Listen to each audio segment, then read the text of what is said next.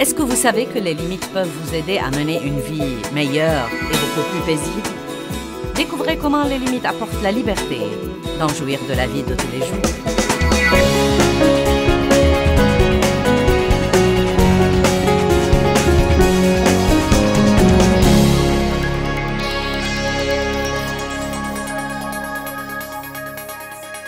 Je crois qu'il y a un moyen de vivre et d'être en sécurité, mais il y a aussi des moyens de nous mettre vraiment en danger.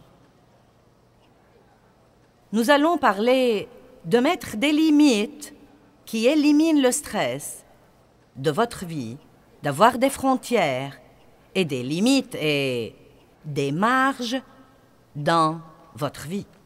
En réalité, Dieu m'a demandé l'idée de cette barrière et nous allons prétendre que c'est notre zone de sécurité. Et donc, je peux prêcher pas mal de sermons à l'intérieur de cette barrière. Mais cette barrière que vous voyez représente en fait la parole de Dieu. Et la parole de Dieu devient vraiment une barrière dans nos vies. Elle nous dit ce que nous pouvons faire. Et être en sécurité est ce que nous ferions mieux de ne pas faire pour ne pas nous mettre en danger.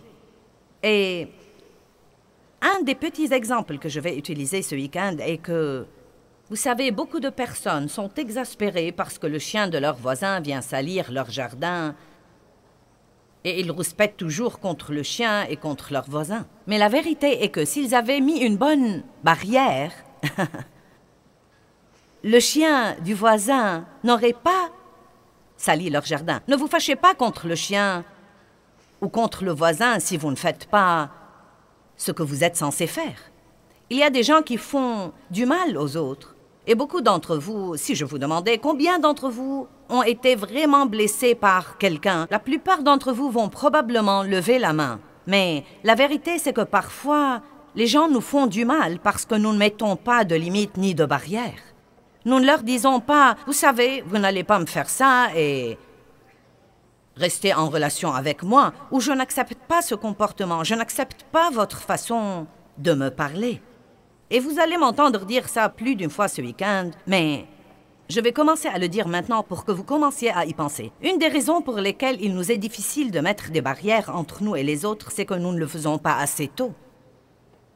Je crois que beaucoup de fois, nous attendons trop longtemps et nous laissons les gens qui sont dans nos vies prendre beaucoup de mauvaises habitudes. Et nous leur laissons passer beaucoup de choses que nous n'approuvons pas et que nous n'aimons pas depuis le début. Mais nous essayons de les éliminer par la prière ou bien, vous savez, nous ne voulons pas blesser ces personnes ou ceci ou cela ou quelque chose d'autre. Et parfois, même en tant que chrétiens, nous nous embrouillons à propos de l'amour et nous ne savons même pas vraiment ce que nous devons dire aux autres ou combien nous devons supporter. Et donc, nous allons essayer de clarifier beaucoup de ces choses-là ce soir. Et nous avons besoin de barrières dans beaucoup de domaines. Et à vrai dire, la discipline, la maîtrise de soi et la discipline, et mettre des frontières et mettre des barrières dans nos vies sont parmi les choses importantes que nous puissions faire. Et comme vous le savez, une vie sans discipline est une vie qui court sûrement au désastre. Et donc, c'est parti. Le message de ce soir s'intitule « Marcher sur le fil du rasoir » et nous trouvons ça fascinant. Et nous disons « Ouais, je marche sur le fil du rasoir ». Eh bien, c'est plutôt devenu une façon populaire de voir la vie aujourd'hui. Mais franchement, Dieu ne veut pas que nous marchions sur le fil du rasoir. Car si vous faites cela, vous n'aurez aucune marge pour quoi que ce soit. Ce que nous devons faire, c'est vivre de façon à avoir la paix et à éliminer le stress de notre vie. J'ai donc une question pour commencer. Est-ce que vous menez une vie vraiment insoutenable? Vous dites, qu'entendez-vous par là? Est-ce que vous vous surprenez à dire, eh bien, je ne peux plus faire ça? Je ne peux pas continuer comme ça? Si je dois vivre comme ça 1 an de plus, ça va probablement m'achever. Croyez-moi, je n'en peux plus, c'en est vraiment trop. Si vous dites des choses comme ça et que vous êtes sérieux, et à vrai dire, ceux qui disent ces choses sont plus nombreux que ceux qui ne les disent pas. C'est incroyable le nombre de gens qui disent qu'ils mènent une vie qu'ils ne peuvent pas supporter du tout. Je connais des gens, beaucoup de gens dans le ministère, qui me disent tout le temps « Je ne peux pas continuer à faire ça, je ne peux pas continuer à travailler autant, je ne peux pas continuer à voyager autant, je ne peux pas continuer. » Vous savez, donc ce que vous dites vraiment, quand vous dites ça, et je sais que j'ai des limites et que je les ai atteintes, mais je vais les ignorer et voir si je peux m'en tirer. J'ai enseigné un jour un message intitulé « Les avertissements ignorés ». Et vous savez, votre corps vous donnera des avertissements. Votre corps vous le dira quand vous le poussez trop. Mais que faisons-nous? Oh, ça va. Les gens avec qui vous êtes en relation vous donnent des avertissements. Quand ils commencent à vous dire « Je sens que je ne te vois jamais. J'ai l'impression, quand on est ensemble, que tu ne m'écoutes vraiment pas. J'ai l'impression que tu n'as jamais de temps pour moi.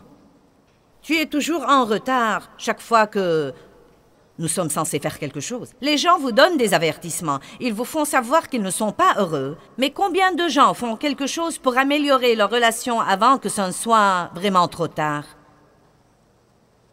Amen?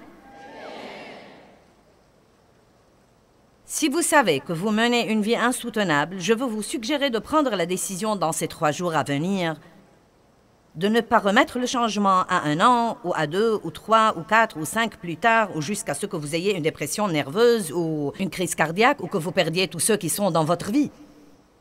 Mais vous devez faire les changements que vous devez faire pour mener le genre de vie que vous croyez que Dieu veut que vous ayez. Et la vie qu'il veut que vous ayez doit être une vie paisible et vraiment puissante. Jésus a dit « Je vous laisse ma paix ». Nous ne sommes pas censés être tout le temps stressés et frustrés et sur le point de craquer en essayant de survivre jour après jour. Allons maintenant à Nombre chapitre 11 à partir du verset 10. Ça a l'air de quelque chose dont vous avez besoin?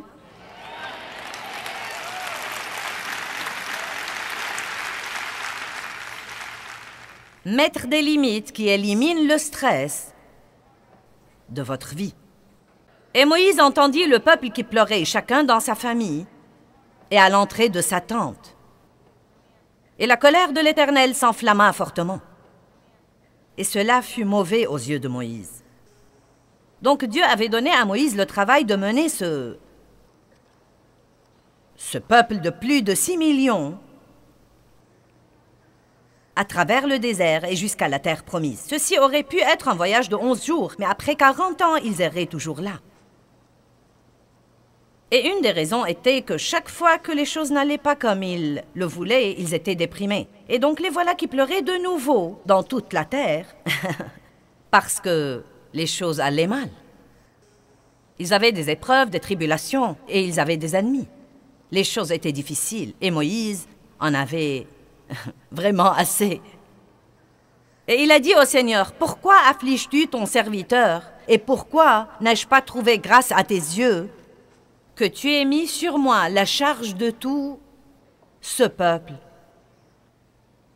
Est-ce moi qui ai conçu ce peuple? Est-ce moi qui l'ai enfanté pour que tu me dises, porte-le sur ton sein comme le nourricier porte un enfant, jusqu'au pays que tu as juré de lui donner? Où prendrai-je de la viande pour donner à tout ce peuple? Car ils pleurent auprès de moi en disant, donne-nous de la viande à manger. » Regardez le verset 14.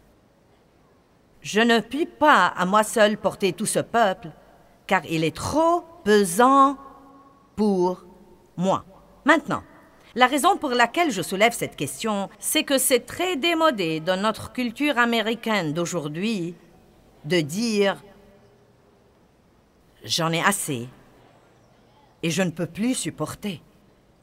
Je crois que beaucoup de fois, malgré tout ce que nous faisons, nous croyons que nous devons être capables de faire tout et nous regardons tous les autres qui semblent pouvoir faire tant de choses en même temps. Et vous savez, la dame qui peut travailler à plein temps et élever 5 enfants et gérer sa maison et être dans le comité d'école et être dans le comité d'église. Et nous pensons, je devrais être capable d'être comme ça. Il se peut qu'il y ait des personnes qui soient particulièrement douées pour faire beaucoup de choses comme ça. Mais les gens ne sont pas tous pareils et vous feriez mieux de trouver votre zone de confort et d'apprendre à y vivre. Sinon, vous n'allez jamais jouir de votre vie et vous allez finir par vous rendre malade et ruiner toutes vos relations. J'ai un flash info pour vous. Vous n'êtes pas censé être comme quelqu'un d'autre ou rivaliser avec quelqu'un d'autre. Vous devez être la personne que vous êtes et ne pas vous en excuser.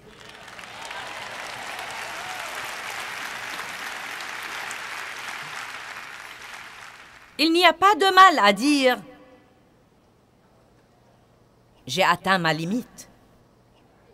Vous savez, nous disons tout le temps, nous citons Philippiens 4, « Je puis tout par le Christ qui me fortifie ». Et je vais être franche avec vous, je crois que cela a été prêché hors contexte.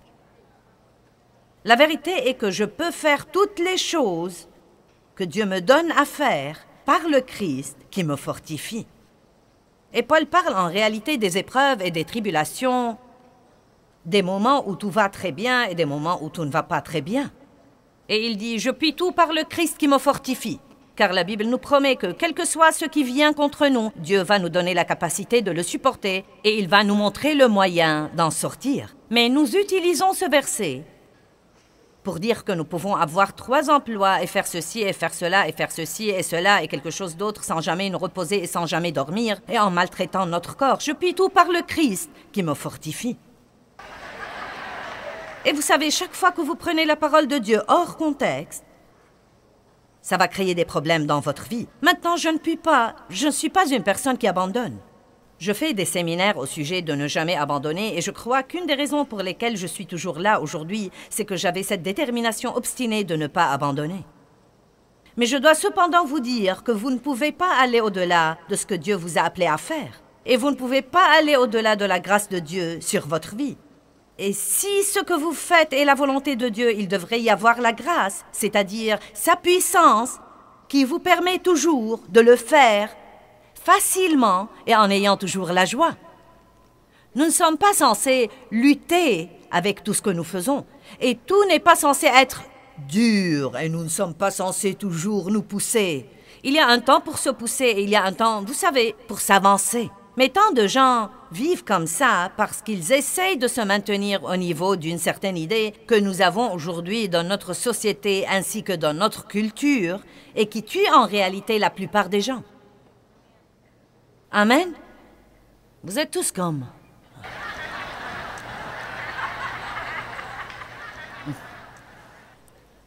Exode 18. Écoutez-moi bien. Y a-t-il quelqu'un que vous connaissez et que vous aimez et respectez, qui est un bon ami à vous, qui vous dit que vous devez faire des changements radicaux dans votre vie? Non, mais est-ce que quelqu'un vous a dit que vous feriez mieux de commencer à mieux vous occuper de vous-même? Est-ce que quelqu'un vous a dit ça? Pas assez d'entre vous? Je vais donc vous le dire moi-même. Est-ce que quelqu'un vous a dit que vous devriez dormir plus, que vous devriez manger mieux, que vous devriez vous reposer davantage, que vous devriez... Bien. Vous savez, je crois que Dieu parle par les gens et pas nécessairement par les gens chrétiens. Il a parlé, par exemple, à un prophète par Hanan.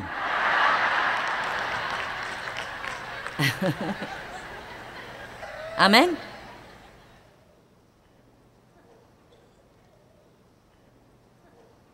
Et Dieu a parlé à Moïse par son beau-père. Vous voyez, Moïse était un de ces gens-là, je crois. Les gens du type leader fort qui veulent faire le tout, qui prennent leurs responsabilités très au sérieux. Je suis comme ça. Si vous me donnez la responsabilité de faire quelque chose, non mais si c'est humainement possible de le faire comme il faut, j'essaye de le faire. Je suis une fanat de faire mon devoir et de faire ce que je promets de faire. Et ce sont de bonnes qualités et de bons traits de caractère. Mais je peux aussi vous dire que quand j'ai commencé ce ministère par le leadership de Dieu en 1976, j'ai donné des études de Bible à la maison pendant 5 ans et j'ai travaillé dans le ministère de quelqu'un d'autre pendant 5 ans. Et ensuite, pendant les 22 dernières années, nous avons voyagé et nous sommes passés à la télé. Et vous savez, non mais croyez-moi, c'est agréable de dire « Eh bien, vous savez, nous sommes à la télé dans le monde entier. » Il suffit d'un bip pour le dire comme ça. Psst. Vous savez, mais Seigneur, aie pitié, non mais ce qu'il a fallu pour le faire, Non mais l'effort et le travail et la foi et le jugement et les critiques et les malentendus, vous savez, toutes ces choses différentes. Et vous savez, j'ai dû bien apprendre à laisser Dieu être Dieu et à ne pas essayer de faire que les choses se produisent en dehors de leur timing. Et toutes les choses que vous traversez vous aussi. Mais je vais vous dire quelque chose dont je ne suis pas fière, mais c'est absolument vrai. Je suis dans le ministère depuis 32 ans. Et probablement les 20 premières années où j'étais dans le ministère, je me sentais mal fichue physiquement la plupart du temps. Et je courais chez les médecins, et j'essayais ceci et cela, et je prenais toutes les pilules et les vitamines et tous les trucs naturels qui me tombaient sous la main. Et les médecins me disaient parfois, « Eh bien, tu sais, c'est juste le stress. » Un médecin, j'étais chez lui durant 5 minutes et il m'a dit, « Tu es une personne plutôt intense, n'est-ce pas? »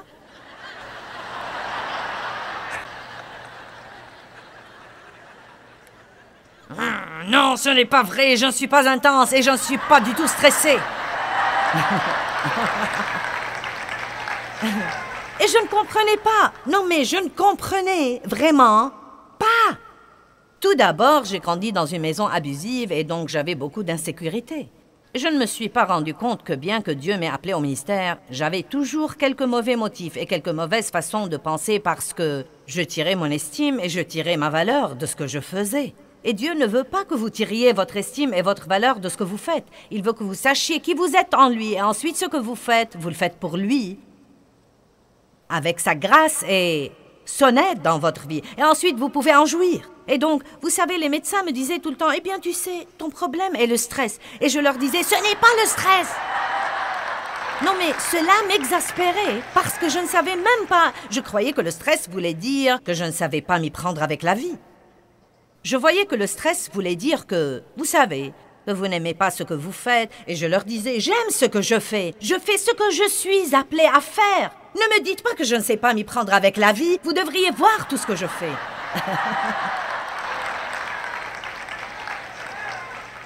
Mais après 20 ans de croire qu'ils étaient tous fous, ce qu'il y a d'intéressant, c'est que personne d'autre ne savait ce que je ressentais. J'ai juste continué à me pousser et à m'avancer. Non, mais je voyageais et je faisais des réunions et...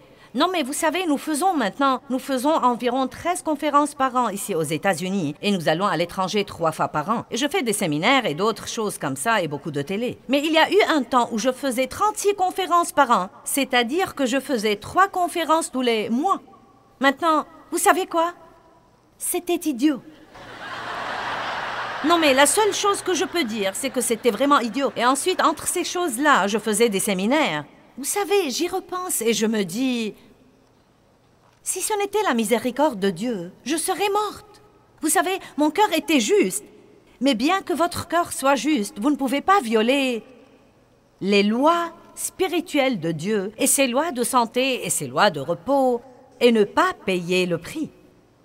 Épaphrodite était un homme qui voyageait avec Paul et il est tombé malade pour avoir travaillé dur dans le ministère. Et donc, ce n'est pas parce que vous êtes pasteur ou enseignant de la Bible ou quoi que ce soit.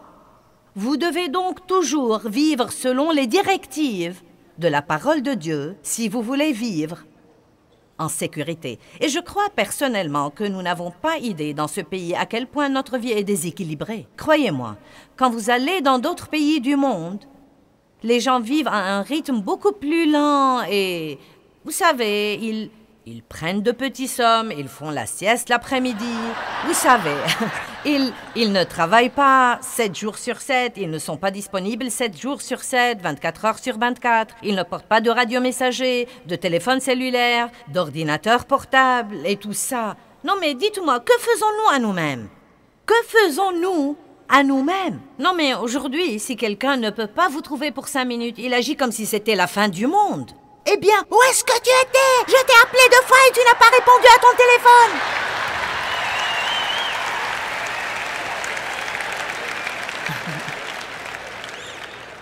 Mais voilà la chose que je veux vous dire.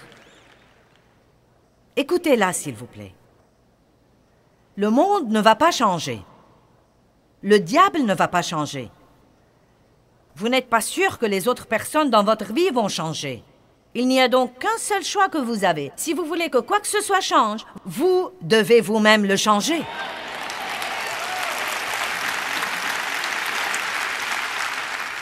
Et je veux aussi vous dire très franchement que quand vous le changerez, beaucoup de gens n'aimeront pas ça. Mais quand vous vous tiendrez devant Dieu, vous ne répondrez de personne à part vous-même. Et si vous vivez pour plaire aux gens, le jour où vous craquerez, ces gens-là seront trop occupés pour venir à votre chevet et vous visiter. Et pour ceux d'entre vous qui croient qu'ils n'ont pas le temps, que je vous dise, l'homme qui a une crise cardiaque a tout à coup beaucoup de temps. Et pour ceux d'entre vous qui consacrent chaque heure de leur journée à essayer de gagner plus d'argent et de posséder plus de trucs, et vous travaillez beaucoup trop et vous vous laissez entraîner dans ce système fou, quand vous serez sur votre lit de mort, vous n'allez pas demander votre solde bancaire. Ça ne va pas vous intéresser, vous allez vouloir votre famille, vos amis, et si vous ne prenez pas le temps de nouer des relations maintenant, écoutez-moi bien, vous ne pouvez pas avoir de bonnes relations sans investir un temps de qualité. J'ai entendu ça et je l'ai trouvé très intéressant. Écoutez ça. Toutes nos relations dans la vie sont nourries dans la marge de notre vie personnelle. Et votre marge est le temps que vous avez entre vos différentes activités. Comme, quelle est la marge que vous avez le matin avant de quitter la maison pour courir au travail? Quelle est la marge que vous laissez entre les rendez-vous? Quelle est la marge que vous laissez pour pouvoir vraiment passer un temps de qualité avec votre famille pendant la soirée? Combien de gens aujourd'hui ont des repas de famille? On n'en entend plus parler. Une des choses dont mes enfants se souviennent, c'est que tous les soirs, quand ils étaient petits, nous nous mettions à table et nous avions notre repas de famille. Je me rends compte que les temps ont changé. Mais vous savez, nous devons juste arrêter d'utiliser cette excuse. Eh bien, les temps ont changé, les temps ont changé, les temps ont changé. Vous savez quoi? Dieu n'a pas changé. Il n'a pas changé. Et je ne vous donne pas une règle comme quoi vous devez avoir un dîner de famille tous les soirs, mais je dis tout simplement, quand vous y pensez, vous ne nourrissez pas vos relations au travail. Vous ne nourrissez pas vos relations quand vous courez d'un rendez-vous à l'autre. Donc le seul temps que nous avons vraiment dans notre vie pour bâtir et nourrir et cultiver nos relations, c'est dans les marges de notre vie. Et c'est désolant que tant de gens n'ont aucune marge. Nous courons d'une chose à une autre, à une autre, à une autre, à une autre, à une autre. Et ensuite, quand nous sommes avec les personnes que nous aimons, nous sommes si stressés que nous rouspétons contre tout le monde. Je prêche bien, vous feriez donc aussi bien de m'applaudir.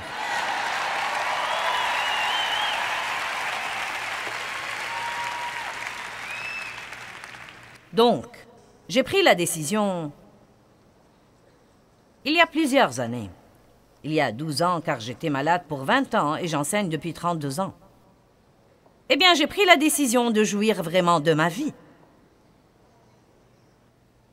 Cela me tenait tellement à cœur que j'ai changé le nom du ministère. Car Jésus a dit, « Je suis venu afin que vous ayez la vie et que vous en jouissiez et que vous l'ayez abondamment, complètement jusqu'au débordement. Et puisque Jésus est mort pour moi, pour que j'aie la vie et pour que je jouisse de ma vie, je ne vais plus laisser le diable me la voler. »